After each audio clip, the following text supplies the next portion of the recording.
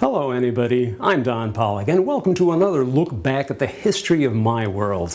I always was fascinated by the creativity that people came up with when it came to pursuing their passion, and a short while ago I got a message from the widow of a gentleman that I did a story on who embodied that sense of creativity and innovation in his art like no one I had ever met before. He created his works with the help of a team of down-to-earth co-workers. Take another look.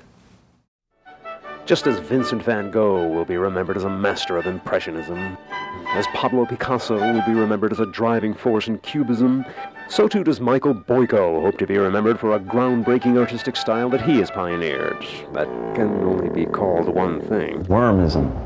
Here what I'm doing is I'm just giving them a chance to make their mark. One that's more aesthetically pleasing than a slime trail on a driveway, at least. Abstract works created through a unique interspecies artistic endeavor by the only painter in Northeast Philadelphia who gets his art supplies at a bait store, and probably the first to explore the creative potential of invertebrates. They don't have a big lifespan. I'm giving them a chance to express themselves before they leave. They're just helping me create art. What do you think the worms think of this? I don't know. I think they're okay with it.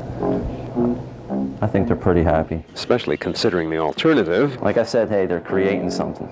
How do they sign their work? I signed it for them. They signed a waiver. It's a co-op thing. We both worked on the art. Whose final form often reflects a surprisingly rich and appealing texture.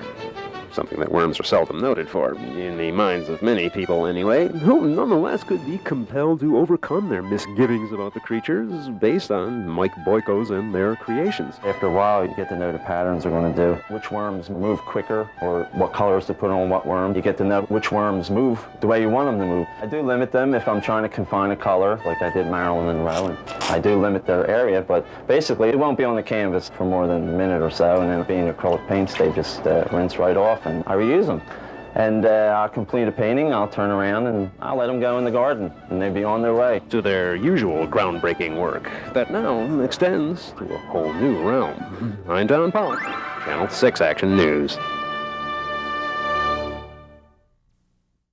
I remember when I got the message a little while back from his widow requesting that story. I knew exactly which story she was talking about because it's been a part of my environment ever since. I know you can't see because I'm always standing in front of it, but right back here in my office is the portrait that he and the worms created of me on that day, and it's been a part of the decor ever since. And when people come in, they go, they look at it and say, how the heck? What's with that painting? What was it done? And I tell them that it was done by earthworms.